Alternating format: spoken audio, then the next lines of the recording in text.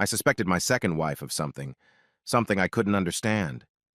You know the feeling when something is wrong, but you can't quite put your finger on what it might be. I've always felt that it's some subconscious part of your brain that collects and analyzes random facts until it finds a pattern, and then tries to tell your functional part that something is wrong.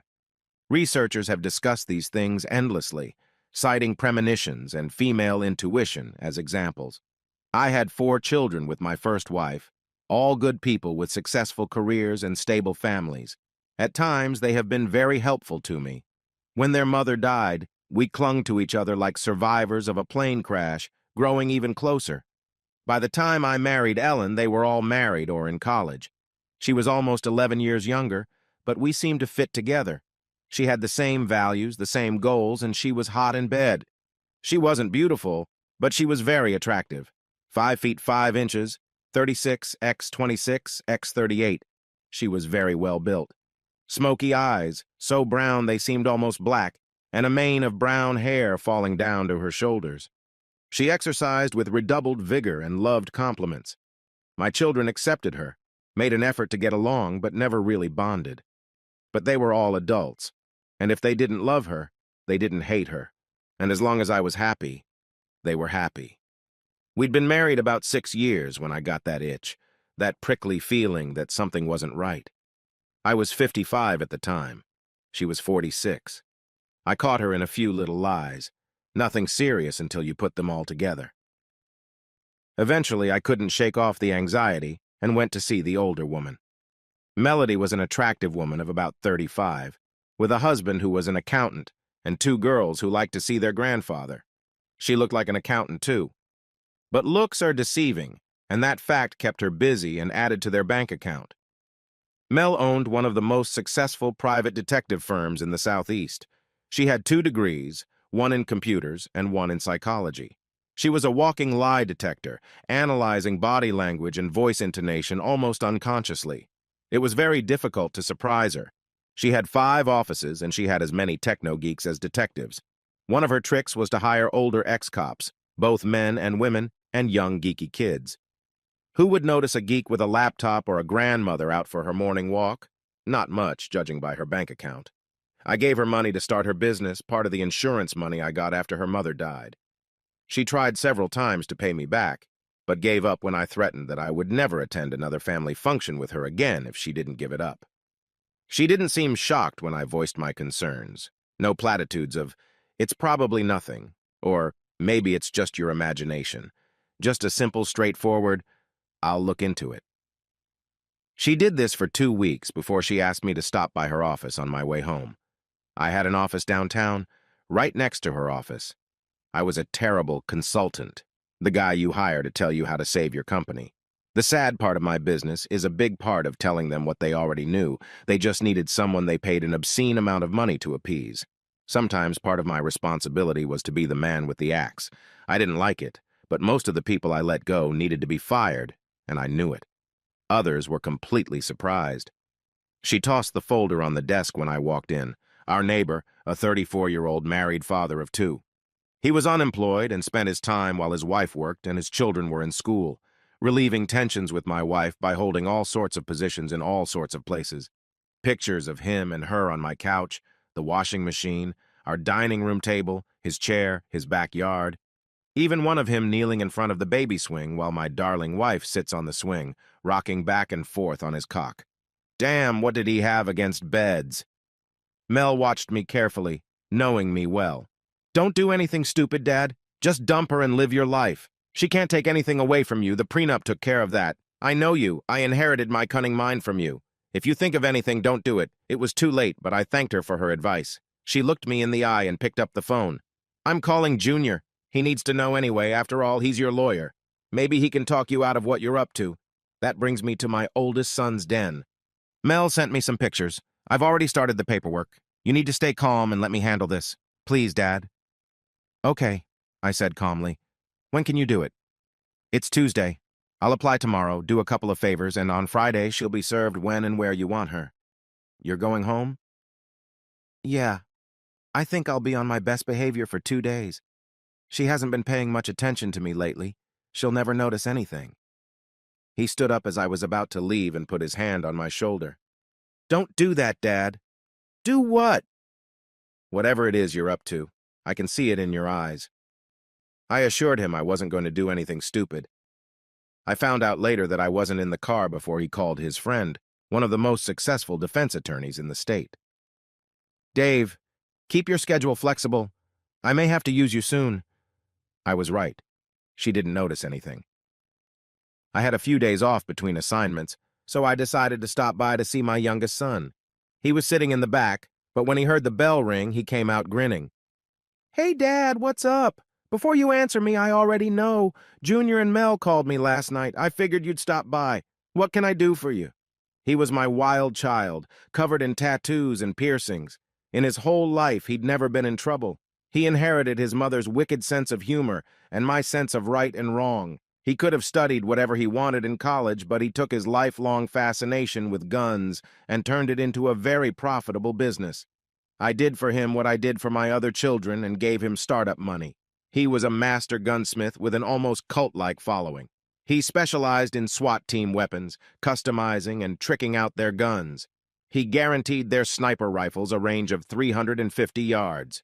You could cover the first 3 shots with a quarter, the next 3 with a 50-cent coin. If you could hold it steady, you could hit it. He did all the work for the 3 largest cities around, and most of the work for the local SBO and FBI. He also had a very profitable gun store and police equipment supply line. Thanks to him, I had plenty of guns, and the family often shot together on a 20-acre plot of land I owned, far out in the county, which we turned into a shooting range. He took aim at all his guns. He was married, which I thought would never happen. She owned her own tattoo parlor, was very talented, and her work was regularly featured in magazines. It was love at first sight. I liked her a lot. I picked up a few new items he showed me, never knowing when they might come in handy. On the way home, I got a call from my youngest daughter, a nurse practitioner and partner in her office. "I heard, Dad. Is everything okay with you? Do you need anything? You're not going to do something stupid, are you?" I smiled. I could see her frowning over the phone, her reading glasses perched on her nose. "Don't worry, babe. You think I'm going to screw up and miss the birth of my new grandson? Not a chance in hell. I could use a few sleeping pills. I haven't been able to sleep the last few days. I got the prescription from her right after her mother died. I couldn't sleep from grief. It didn't take me long to get them. They were very strong." Over the years, especially if I was working with a business that I knew wasn't going to work out, I was stressed out. She would only prescribe medication for a week, sometimes just giving me samples. After giving me another warning, she promised to call the pharmacy to fill the prescription. Thursday night, I sat down to a nice dinner with my wife. We had a pleasant conversation. If I didn't already know better, it would have been hard to believe what she was doing. I opened a bottle of wine from a local vineyard that I knew she loved. I'd picked it up that afternoon. I poured her a glass as we relaxed after our meal. I didn't like wine, and she knew that well, so she wasn't surprised when I opened a beer. When her glass was empty, I poured her another and took another beer. About halfway through the second glass, she nodded. I took the glass from her hands. "You look sleepy, honey. Why don't you lie down on the couch and relax? I'll put on some music and clean up the kitchen." She mumbled something like, "Thank you," and snored. I cleaned up the kitchen and made 2 phone calls. "Now," was all that was said in the first one. The second one took a little longer. "Sandy, how are you? I'm good. Has Barry found a job yet? Well, I might have something for him. I'm meeting this guy at his plant to observe his capabilities on the second shift. Why don't he come and ride along with me? He really needs a night operations manager. Salary's in the 40s. You think he'd be interested? Great. Have him here in about 30 minutes. I made a mental note to dump the phone as soon as possible and went outside to wait. I had a mid-90s GMC truck that I hardly ever drove. It came with a thin awning, which I immediately removed. What good is a truck if you can't use it to haul stuff? Earlier that day, I put it back on. A few minutes later, Barry came over. He thanked me for my help, told me how much he liked my wife and me. "Not a problem, Barry. What are neighbors for? Before we go, could you see if I got the bolts on this thing right? My car is in the store and she hates it when I drive her car. I'd hate for this thing to fly off when we hit the road." I raised the trunk lid and lowered the trunk lid. He leaned over to check the bolts when I hit him with the stun gun. He shuddered, let out a sigh, and went out like a light. I pushed him inside, closed the back door and lid, and got out. I drove for about 5 minutes before turning off to a secluded spot. He was just coming to when I hit him again, this time taking the opportunity to cuff his hands and shackle his feet. I drove to our firing range. It took about 30 minutes, 10 minutes on a dirt road so desolate it looked like a goat trail. I must have been going too fast, bumped a little hard with a few jolts. Must have been my anger. I unlocked the gate and drove inside. As I locked it again, I heard him yelling and stomping inside. I made a mental note to grab a gag on the way back. I popped out to the firing range. Damn, I never realized how rough the road was. But then again, I'd never driven that fast before.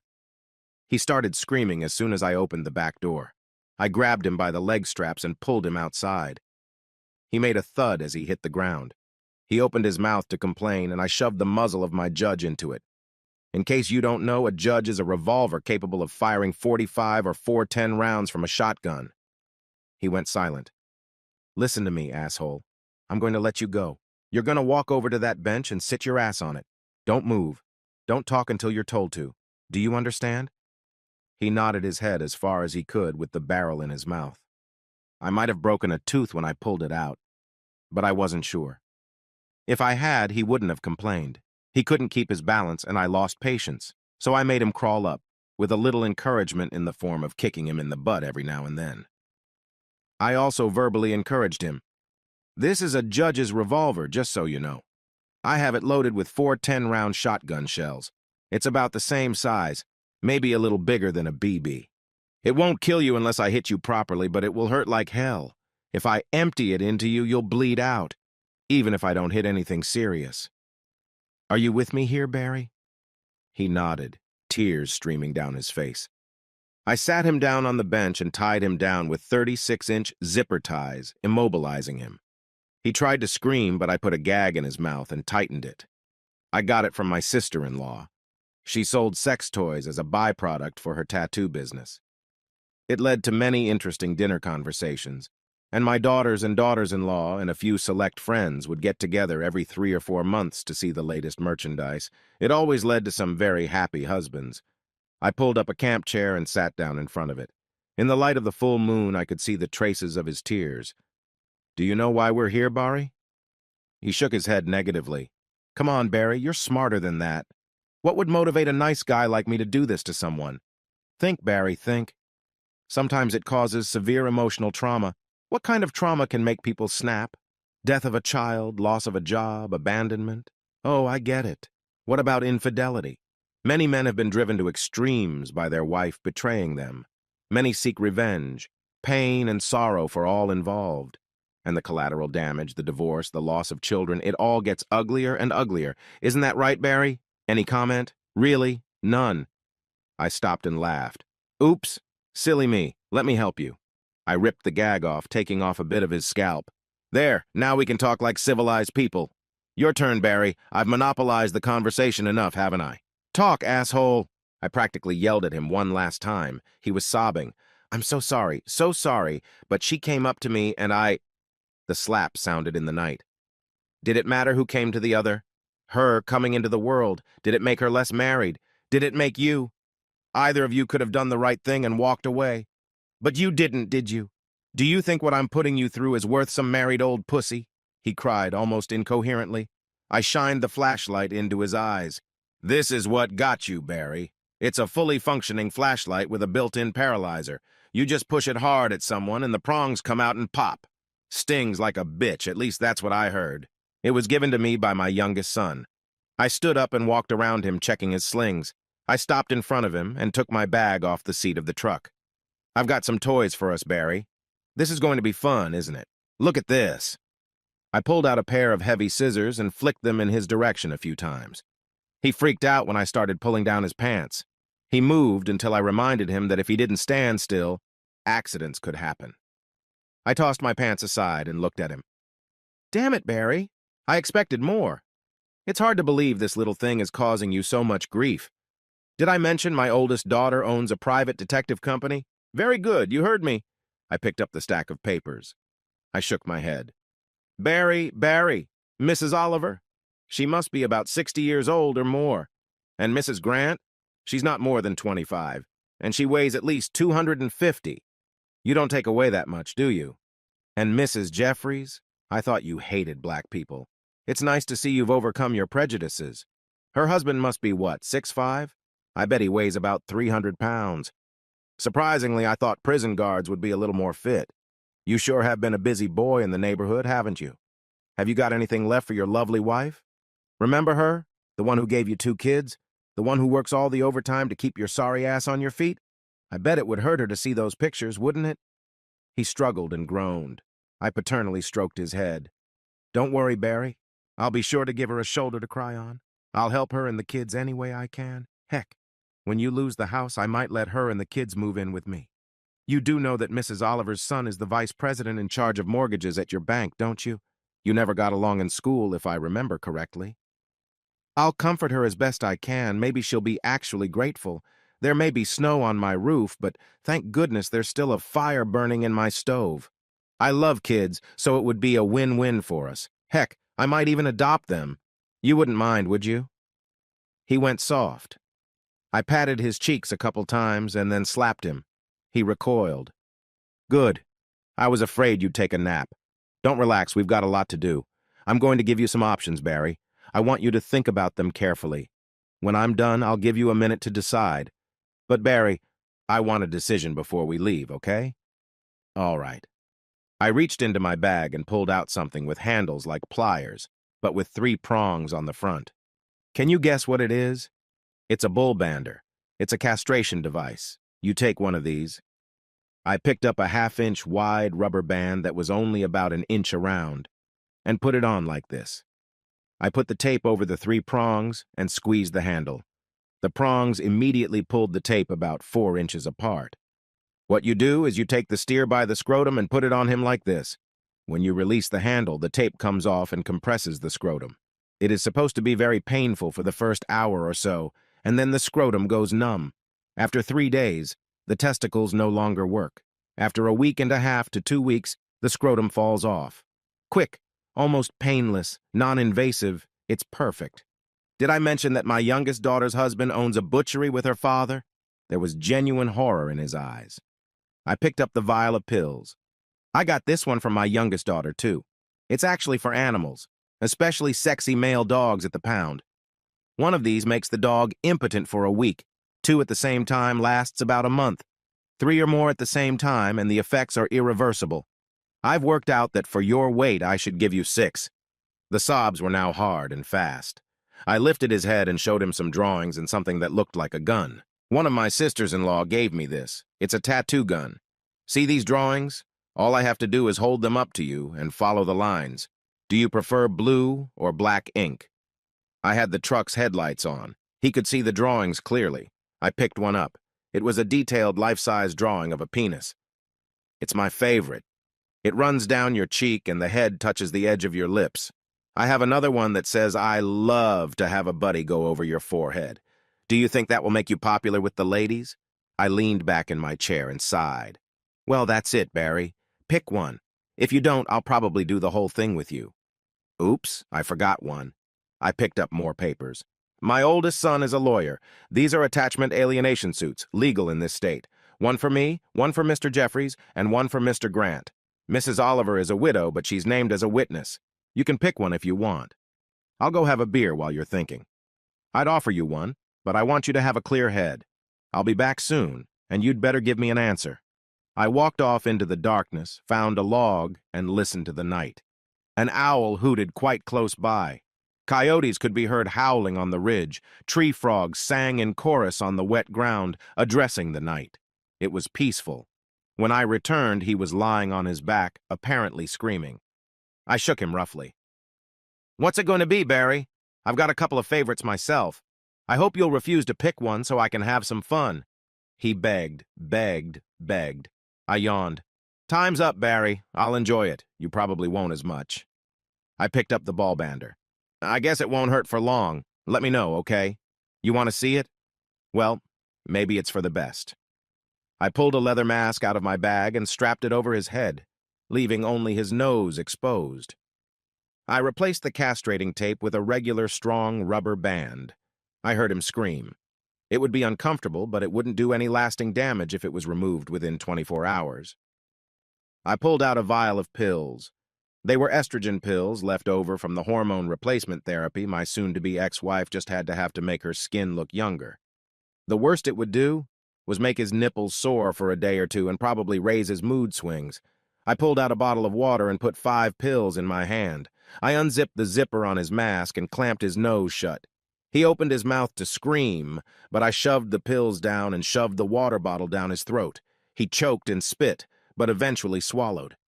I was humming to myself when I heard a voice come out of the darkness. "That's enough, Dad. I think you've made your point. We'll figure this out on our own."